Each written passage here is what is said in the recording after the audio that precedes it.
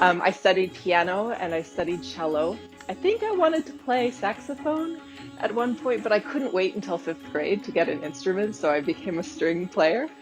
And then I slowly started to learn about other cultures, especially India. When I was growing up, I had a number of friends whose parents were from India who were born in the United States. And so going over to their houses, I would, hear music being played, see films, smell the smells of the cooking in the house, and got some interest in that country and culture that way.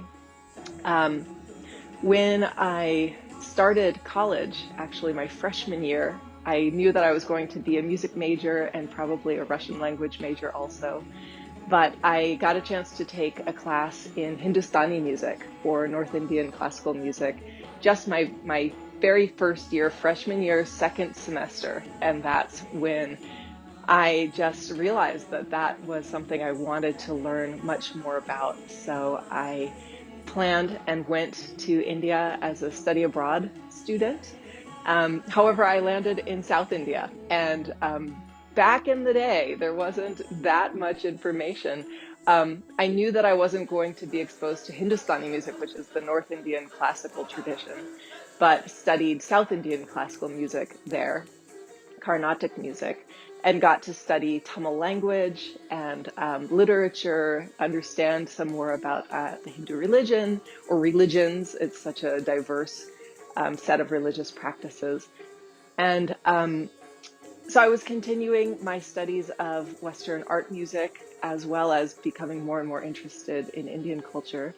And when the choice came, I decided to go into ethnomusicology. Was really fortunate to go to Harvard University, where I had, again, two wonderful mentors, Kay Kaufman Shelame. Her work is in Ethiopia largely and the Ethiopian diaspora in the United States. And she's also done work with other diasporic communities in the US. And also I studied with Carol Babaraki, whose work she has worked for about 40 years now in the state, what is now the state of Jharkhand in India, with Adivasi or tribal peoples and their music and dance practices. And so because of the two of them, and a third scholar, musician and scholar named George Ruckert, he was at MIT at the time and studied for many decades with the great Hindustani musician Ali Akbar Khan. So with the support of the three of them, I ended up really diving into the North Indian classical music and dance traditions as they're found in the United States. And I was really very fortunate to then go to California. I did my fieldwork in California and some in India as well. But the San Francisco Bay Area is a site for long-term teaching by some of India's great musical masters. So I studied for 3 years with Ali Akbar Khan Sahab and Pandit Chitresh Das, but all good things must come to an end, and I eventually went back to Cambridge, Massachusetts to finish my dissertation. And um, and then when I got on the job market, I heard about the University of Denver, and I looked it up on the web, and it looked like a cool place. My brother was actually living in Boulder at the time, and I asked him, what do you know about the University of Denver? He's like, oh yeah, that's a good school. So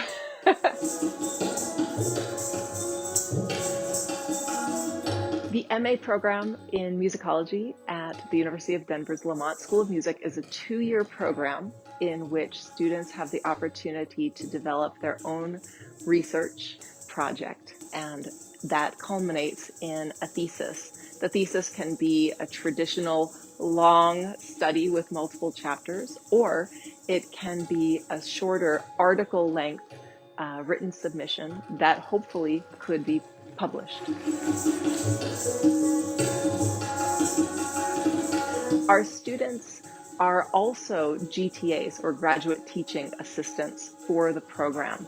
And we think that that's a really important aspect of the program, as it gives you teaching experience and gives you the chance to work closely with the faculty.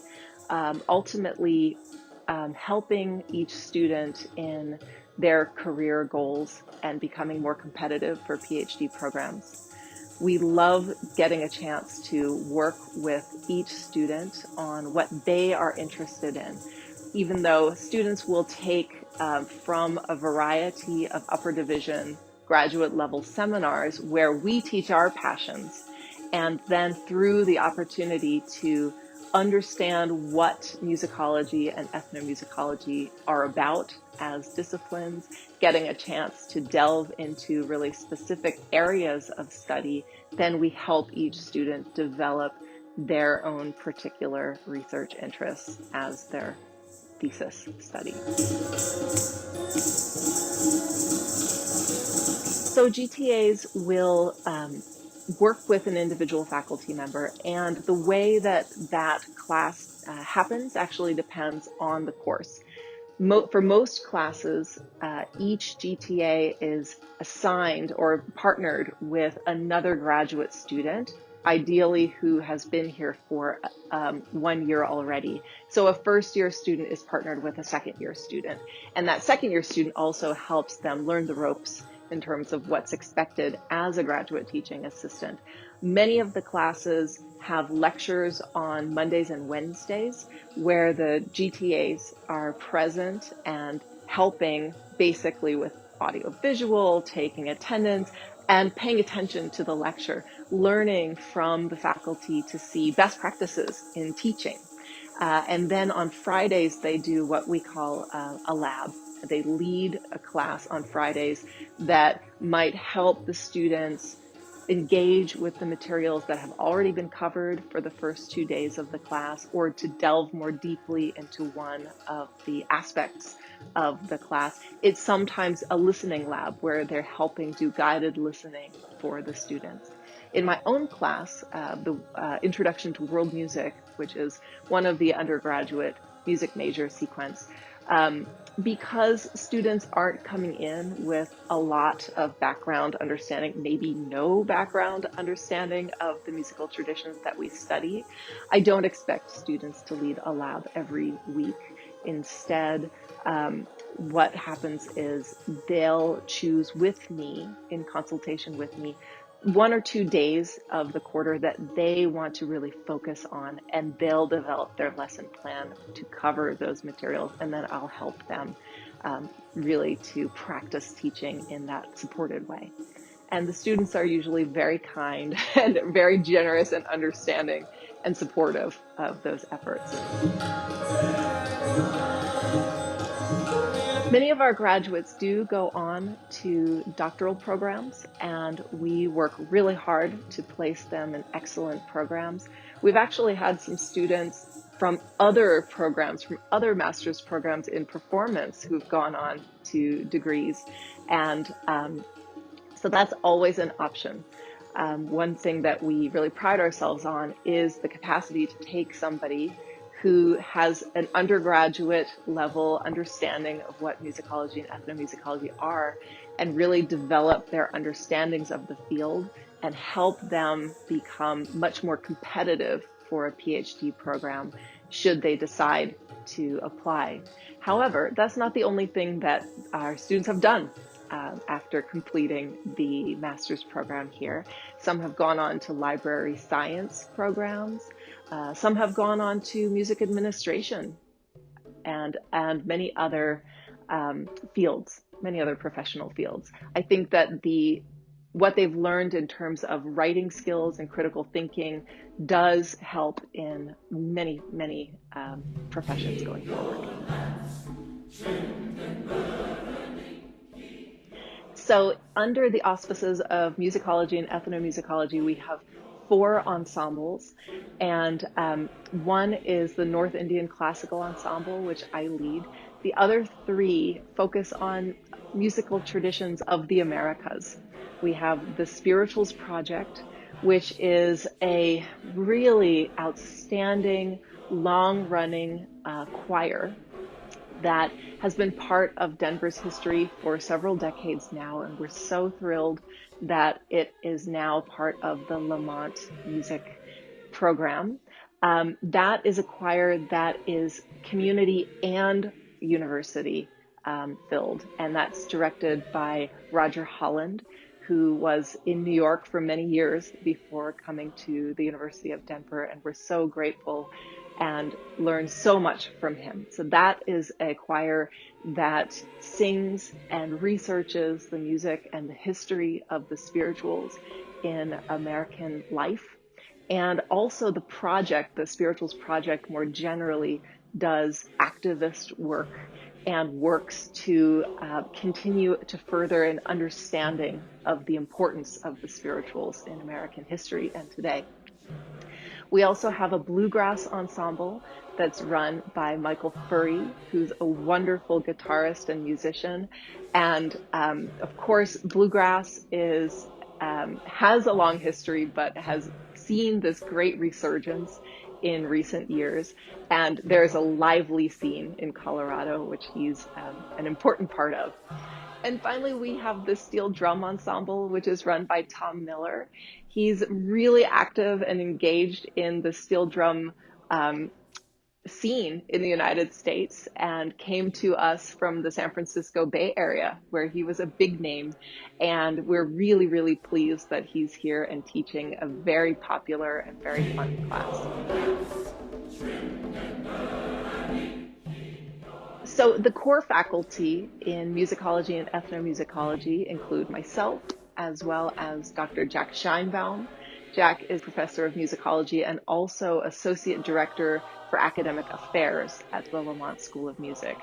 His interests include form and musical color in Mahler's symphonies, and he also does studies of popular music, especially music of the 70s and 80s, and teaches courses for undergraduates and graduates in classical music, in popular music, and music historiography.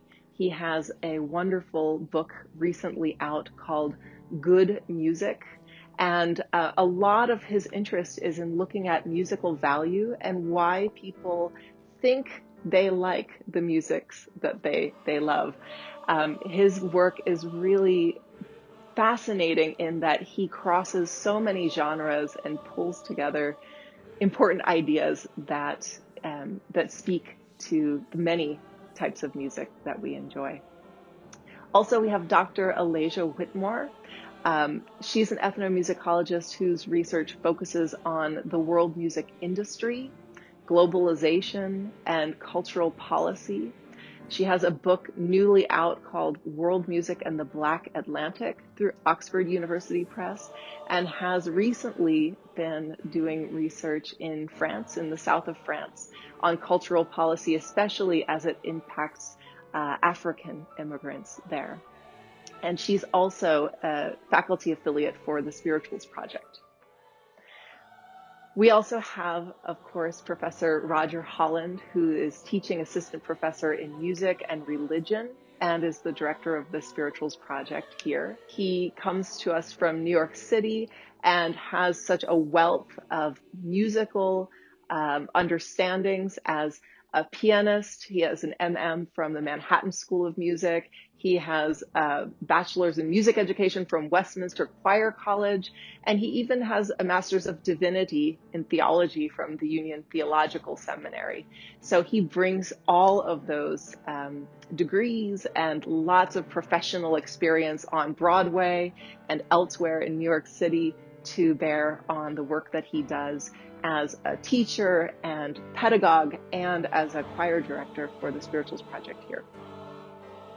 Right now, we are fortunate to have another visiting teaching assistant professor, Jillian Gower, with us, who is a medievalist. And her work doesn't just focus on the history of the music. She also looks at medievalism, ideas of the medieval world as they influence popular culture, and also does studies of music and gender. And so I'm sure that her classes are going to be really interesting for our students. We also have Dr. Petra Meyer-Fraser, who teaches some of the undergraduate classes that our master's students, GTA. She specializes in 19th century popular music in the United States And her work includes the publication Bound Music, Unbound Women, which examines women's collections of popular parlor songs from a sociological, musical, and biographical perspective. We also have Woody Colohan, who teaches Intro to Graduate Studies to all the graduate students at Lamont. He is an adjunct faculty with our department, but is also the music and performing arts librarian. Woody is a classical guitarist. He has an MA in music theory and also a master's in library and information science. He also has served in the Peace Corps in Guinea and West Africa and is a former member of Denver's Gamelan Tunas Makar. So he has a wealth of knowledge and interest in various kinds of music, and he is a wonderful resource to help graduate students in whatever research projects they want to engage in. Our program also welcomes you if you are a performer, a former performer, or somebody who wants to continue to perform, along with the academic projects that you might be engaged in and the courses that you take. We welcome you to continue to take part in musical practice, whether it be in one of the DU ensembles, in our department, or in any of the other wonderful ensembles that our university has to offer, or doing outside work. Our faculty's goal is to empower you, to find out what you are passionate about, and to help give you the tools and the skills to go out and do the research projects that really inspire you. Long gone.